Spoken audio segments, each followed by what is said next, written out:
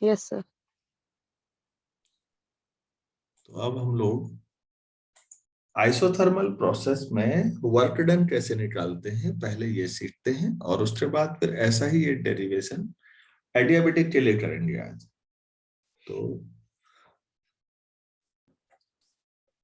Work done in isothermal process.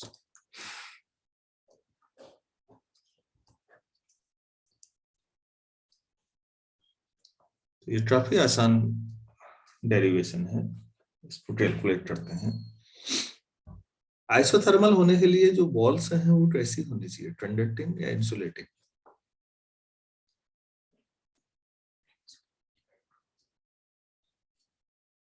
Hello,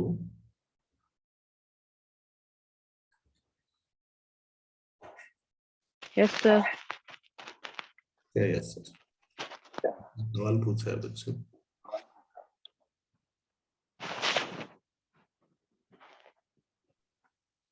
ये piston है आपके पास, सपोर्ट,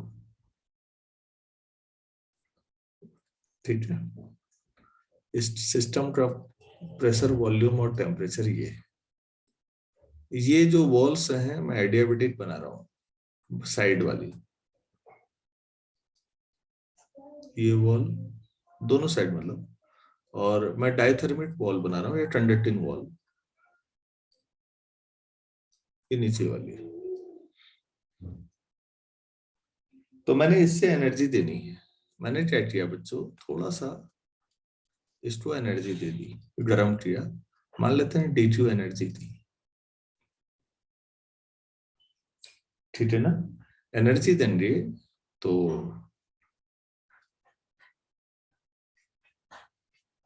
क्या होना चाहिए, थोड़ा सा इसका एक्सपेंशन हो जाएगा, वरना टेम्परेचर बढ़ जाएगा। क्यों? अगर आप सीधे एनर्जी देते रहेंगे तो सिस्टम का टेम्परेचर बढ़ेगा या नहीं बढ़ेगा? ये वाले का Yes, sir. टेम्परेचर बढ़ेगा तो बच्चों आइसोथर्मल कैसे रहेगा? आपको तो आइसोथर्मल रखनी है प्रोसेस। तो ऐसा करते हैं, जितनी आप पर सेकंड एनर्जी दे रहे हैं उसको पर सेकंड वर्क करवा दो पिस्टन को ऊपर को। पिस्टन को ऊपर कौन उठाएगा? ये सिस्टम ना, मान लो इसमें गैस भरी है, परफेक्ट गैस मान लो, तो वो गैस काम करेगी। तो गैस काम करेगी तो गैस की एनर्जी कम होगी ना। तो जितनी कम हो रही है 1 सेकंड में, समझ लो उतनी एनर्जी हम नीचे से दे रहे हैं। तो मतलब जो कमी है वो पूरी हो गई, तो टेम्परेचर मेंटेन रह गया। तो ये आइसोथर्मल प्रोसेस है। क्या ये बात समझ रहे? मान लेते हैं छोटा सा है ये, बहुत थोड़ी, ये दिखने में बड़ा दिख रहा है आपको, एक्चुअल में मान लो, क्योंकि एक हाइपोथेटिकल एक्सपेरिमेंट है, परफेक्ट गैस टेस्ट आप कैसे करोगे, लेकिन बात समझाने के लिए बेहतरीन। तो मैं मान लेता हूँ पिस्टन का क्रॉस सेक्शन एरिया ए, वो लिख लेंगे लैंग्वेज में। तो चलिए हम इसको थोड़ा सा समझा दें। Let us consider 1 mole of perfect gas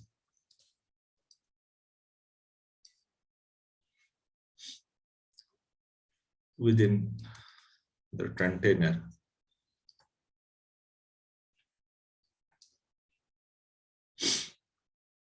with thermodynamic variables. Thermodynamic variables PVT। इसका मतलब क्या हुआ कि इस समय उसका प्रेशर P है, वॉल्यूम V है और टेम्परेचर T। जो साइड की वॉल है कंटेनर की वो कैसी बना दी मैंने, ताकि वहां से कोई और एनर्जी जाना या आना ना हो जाए। Let side walls be insulating, मतलब एडियाबेटिक मतलब non conducting,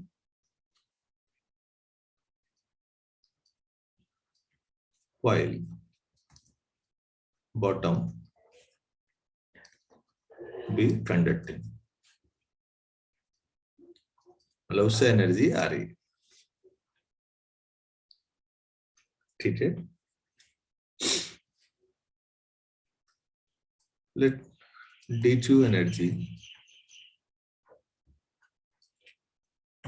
be supplied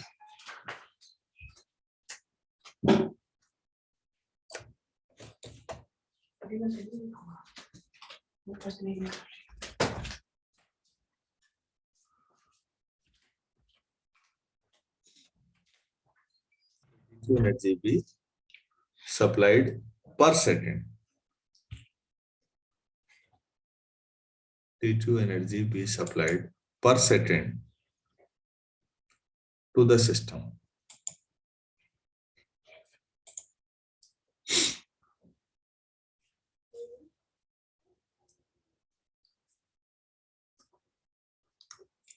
Per second to the system. System को हम 8 सेकंड में D2 एनर्जी दे रहे हैं मान लेते हैं। To maintain the process isothermal, मतलब प्रोसेस तो यही बनाए रखना है ना, आइसोथर्मल। तो सिस्टम काम करेगा ना, नहीं तो उसकी एनर्जी बढ़ जाएगी। System works equivalently.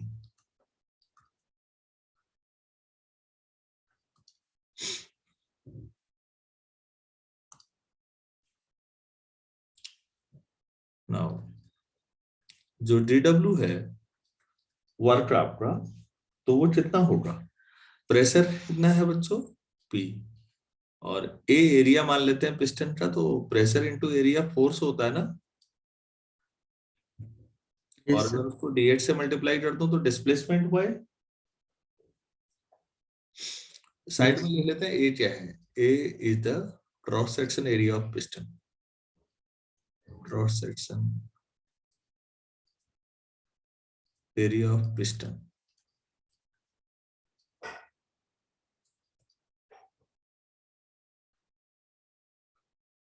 अच्छा, P तो ठीक है, A इंटू DH तो वॉल्यूम कह सकते हैं। कौन सा वॉल्यूम? ये वाला जो नया बढ़ गया, कह सकते हैं। नहीं सोचे, ये वाला मैं ऐसे सेडेड में दिखा दे रहा हूँ बच्चों। ये वॉल्यूम DV होगा या नहीं? ये क्रॉस सेक्शन होगा ना।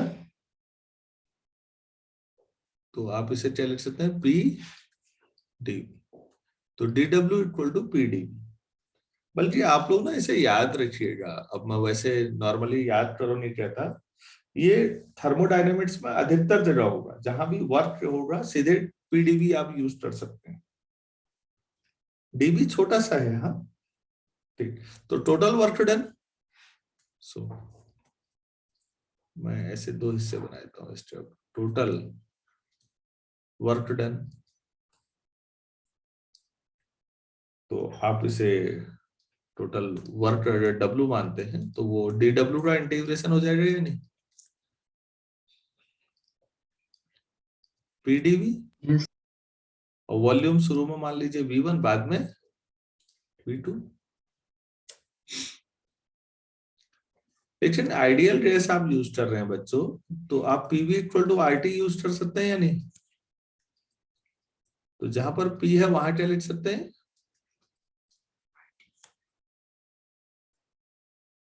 ऐसा लिख सकते हैं। तो यार अब W क्या हो जाएगा सोचो तो। इंटीग्रेशन साइन V1 से V2 और अंदर P की जगह पर RT upon V into DV।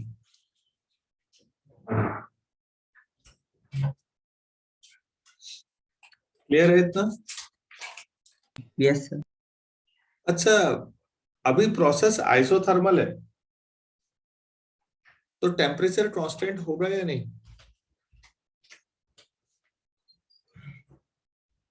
Hello, yes sir होगा। टेम्परेचर कांस्टेंट है बच्चों, R भी कांस्टेंट है। तो जो कांस्टेंट होता है वो इंटीग्रेशन साइन से बाहर लाया जा सकता है। तो फिर W इक्वल टू RT तो बाहर आ गया। अब आपका हो गया DV upon V, V from V1 to V2। तो यार थोड़ा सा ऐसा देखिए, मैं रफ में कर रहा हूँ लेफ्ट साइड में। आप लोगों ने ऐसा पढ़ा है dx अपॉन x, इसका इंटीग्रेशन क्या होता था, याद है?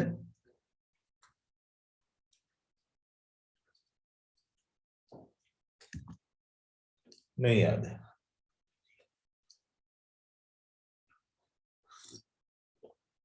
अरे भाई लॉट एक्स बेस ई का डिफरेंशिएशन क्या करते थे आप लोग?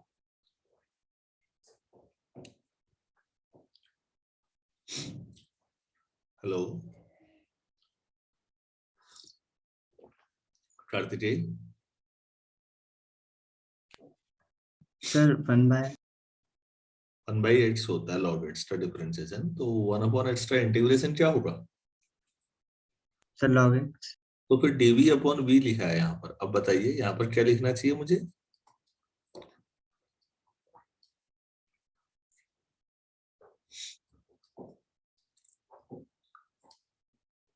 v1 से v2 इंटीग्रेशन, तो w equal to RT log v2 minus log v1 base E.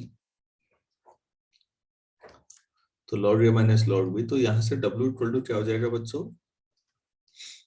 RT log of v2 upon v1 base. ये आपका फॉर्मूला हो गया।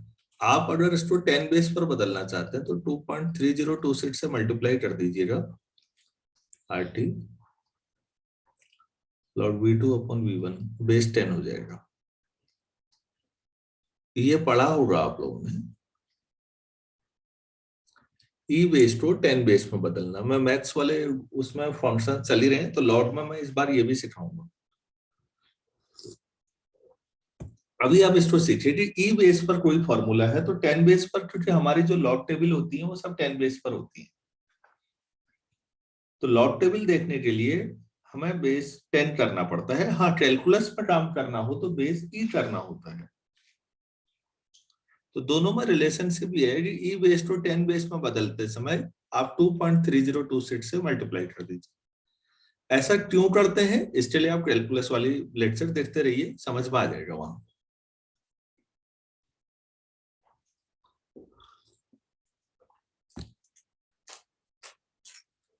तो आइसोथर्मल प्रोसेस में वर्क डन निकालना बहुत आसान काम है। आप देख लीजिए DWPDV पीटी जो RT अपॉन V, बस फॉर्मूले में रख दो, करना क्या है।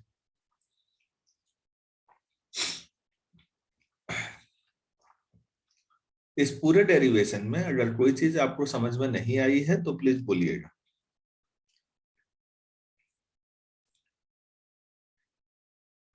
आ गई है? यस। अच्छा, तो आप इसको और फॉर्मूलों में भी कन्वर्ट कर सकते हैं आप चाहें तो। देखिए मैं आपको एक दो और इसमें कन्वर्जन आपको दिखा देता हूं इसी डेरिवेशन में, क्योंकि न्यूमेरिकल में कभी प्रेशर दिया रहेगा, कभी वॉल्यूम दिया रहेगा।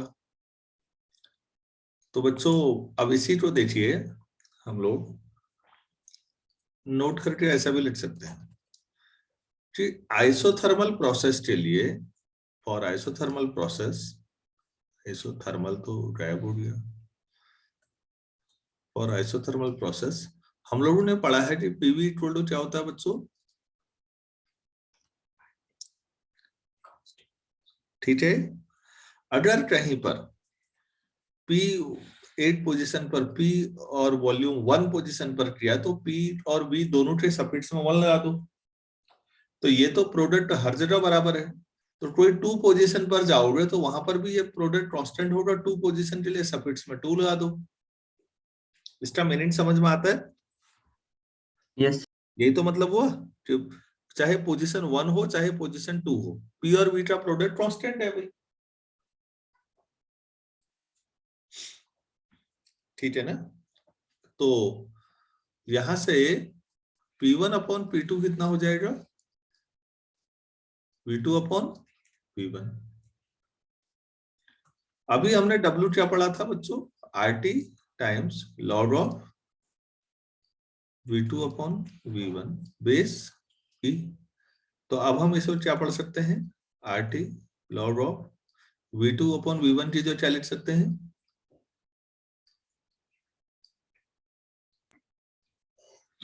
तो आइसोथर्मल में दो फॉर्मूले आपके प्रेशर में भी और वॉल्यूम में भी दो बन सकते हैं आप चाहें तो।